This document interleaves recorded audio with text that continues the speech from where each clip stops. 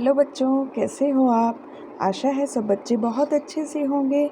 बच्चों, आज हम करेंगे सोशल एंड पॉलिटिकल लाइफ का चैप्टर 4 की एलिमेंट्स ऑफ डेमोक्रेटिक गवर्नमेंट। इस लेसन में हम जो डेमोक्रेसी गवर्नमेंट है उसकी हमारी लाइफ में क्या ज़रूरत है और डेमोक्रेसी गवर्नमेंट क्यों होनी चाहिए देश की, इसके बारे में पढ़ेंगे। उससे पहले हम ये डिस्कस करेंगे कि जो गवर्नमेंट हमने 3rd चैप्टर में किया था कि व्हाट इज़ गवर्नमेंट, और उसमें हमने पढ़ा था कि हर एक देश को गवर्नमेंट की ज़रूरत क्या होती है, हमारे राइट्स क्या होते हैं।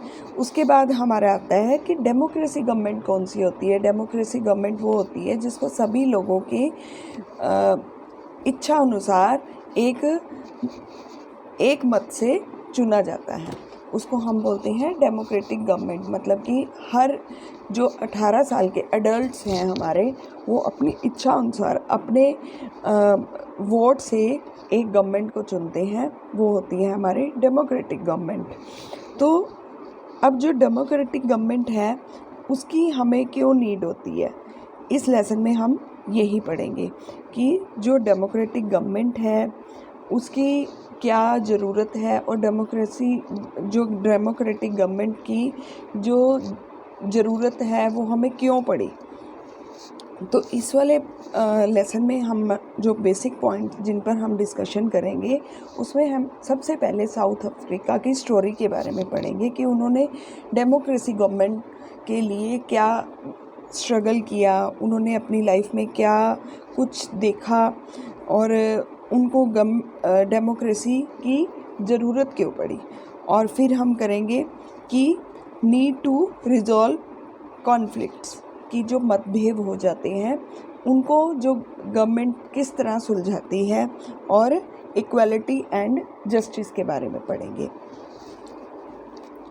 तो इस लेसन को शुरू करने से पहले मैं आपको थोड़ा सा साउथ अफ्रीका की हिस्ट्री के बारे में बताऊंगी कि साउथ अफ्रीका की हिस्ट्री क्या थी। ये आपके लेसन में नहीं है, लेकिन थोड़ा सा अगर आप साउथ अफ्रीका की हिस्ट्री के बारे में समझेंगे तो आपको इस लेसन को समझना इजी हो जाएगा।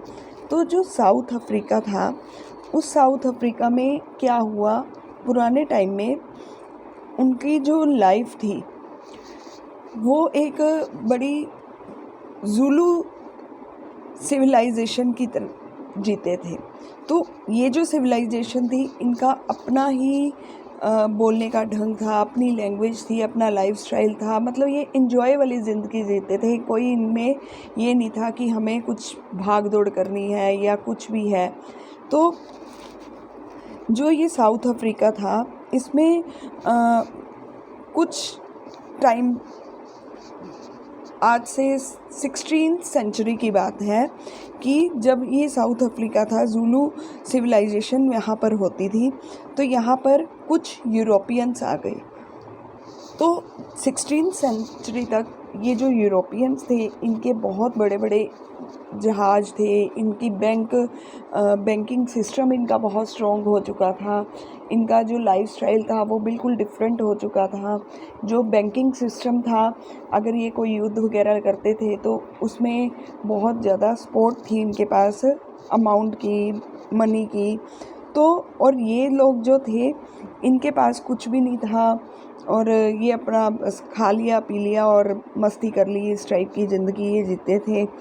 और धीरे धीरे जो ये लोग थे, यूरोपियंस थे, इन्होंने इनको स्लेव्स बनाना शुरू कर दिया।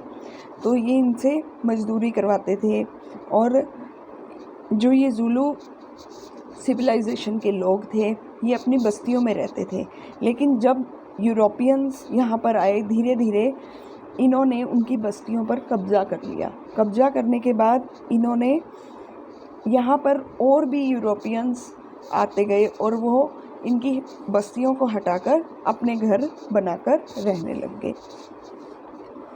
और इन्होंने उस सेंचुरी में वहाँ पर जो सोने की खदानें थी उसको भी इन्होंने अपने उसके लिए यूज़ किया, अपने मतलब के लिए। और यहाँ से जितना भी सोना था वो अपने यूरोप में भेजा जाता था।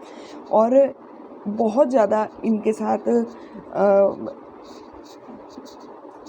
मज़दूरों वाला बिहेव किया जाता था, इनको वो अपना गुलाम बना लिया था, इन्होंने स्लेव्स बना लिया था।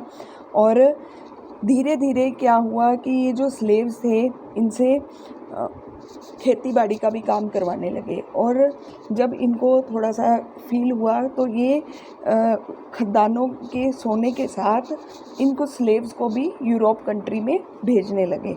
इसीलिए जो ये अमेरिका में आप देखते हैं ना, ब्लैक कम्युनिटी के लोग भी रहते हैं, वो इसी कारण है, वो साउथ अफ्रीका से आए हुए हैं लोग, और ये वहाँ पर इनसे मजदूरी करवाई जाती थी, नौकर की तरह काम करवाया जाता था। तो धीरे धीरे क्या हुआ कि साउथ अफ्रीका में लोग कम हो गए और वहाँ पर ब्रिटिश का राज था। तो ये जो ब्रिटिश थे, ये इनका राज उस टाइम इंडिया पर भी था।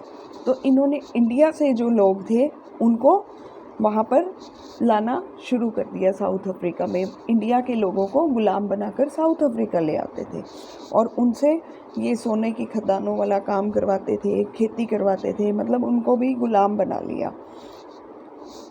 तो चलिए, अब आपको ये पता लग गया कि जो ये हिस्ट्री है इसकी साउथ अफ्रीका की, इनके साथ क्या हुआ। अब हम पढ़ेंगे कि जो साउथ अफ्रीका थी, इनको डेमोक्रेसी गवर्नमेंट कैसे बनी।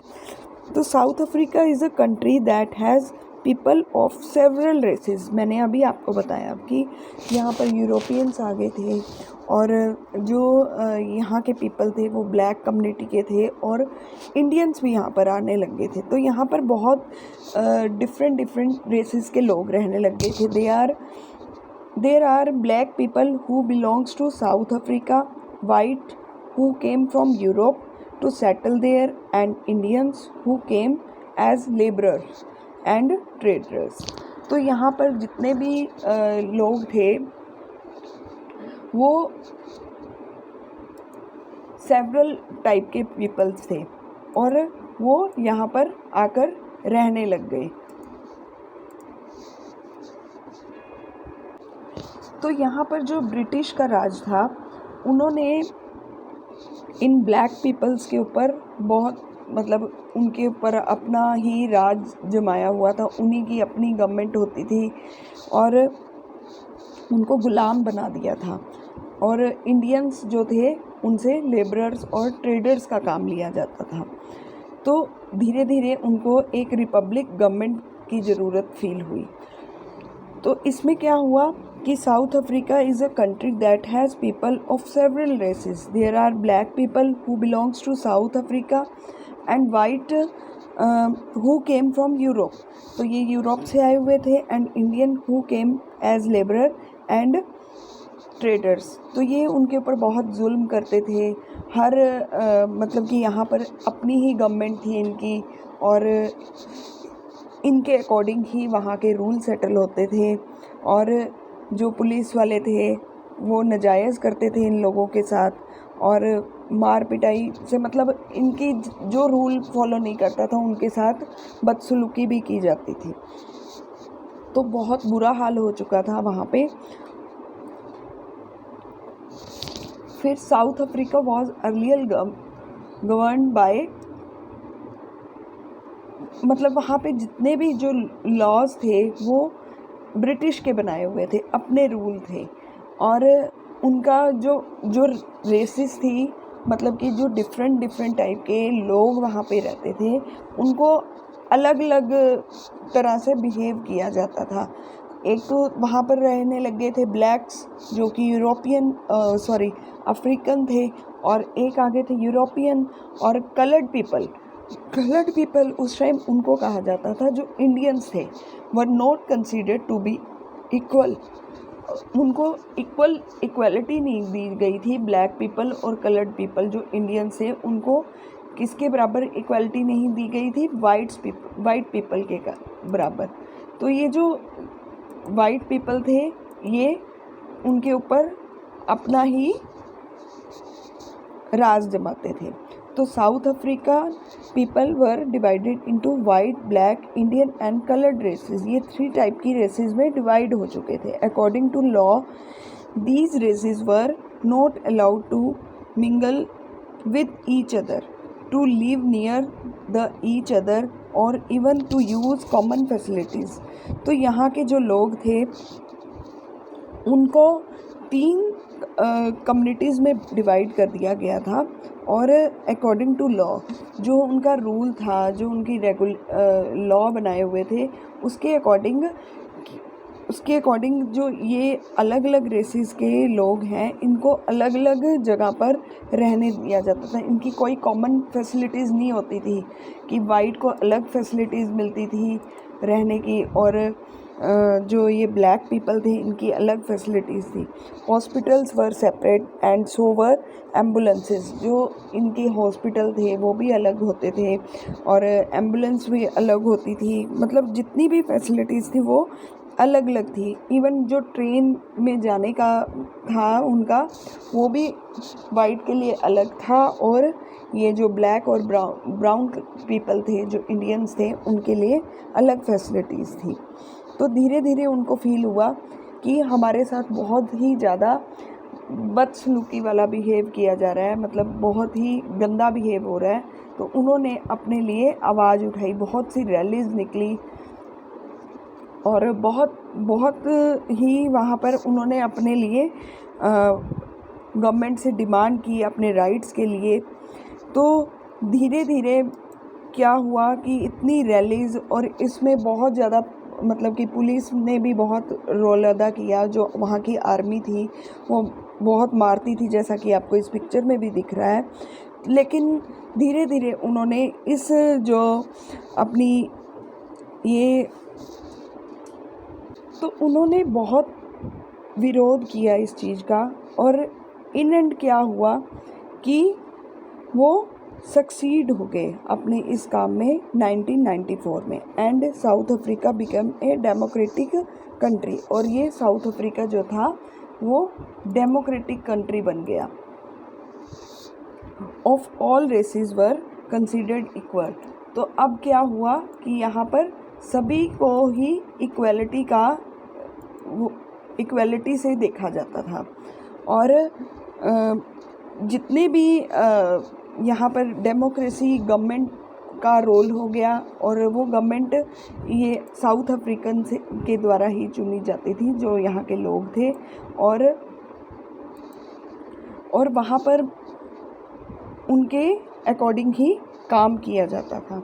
और जो ये डेमोक्रेसी गवर्नमेंट है उसमें पहले तो ये होता था ना कि जो वाइट पीपल थे जितने भी, वो इन लोगों को अपने उसमें इनको हक नहीं था कि ये गवर्नमेंट के लिए काम कर सकते हैं। लेकिन धीरे धीरे क्या हुआ, जब ये लोग सक्सीड हो गए इस चीज़ के लिए, तो वहाँ पर डेमोक्रेटिक कंट्री बन गई साउथ अफ्रीका, और साउथ अफ्रीका के लोग भी इलेक्शन लड़ सकते थे, अपने हक के लिए आवाज़ उठा सकते थे, और उन्हीं की गवर्नमेंट होती थी। तो बच्चों, यहाँ तक आपको ये लेसन आशा है कि बहुत अच्छे से समझ आ गया होगा। तो अगली वीडियो में हम करेंगे कि जो यहाँ के लोग थे उन्होंने कैसे, मतलब कि इलेक्शन के लिए कैसे करा, और जो हमारे कॉन्फ्लिक्ट्स होते हैं वो कैसे हुआ, उनको कैसे ख़त्म किया गया, और पार्टिसिपेशन क्या थी उनकी, इस सब के बारे में पढ़ेंगे हम। Thank you.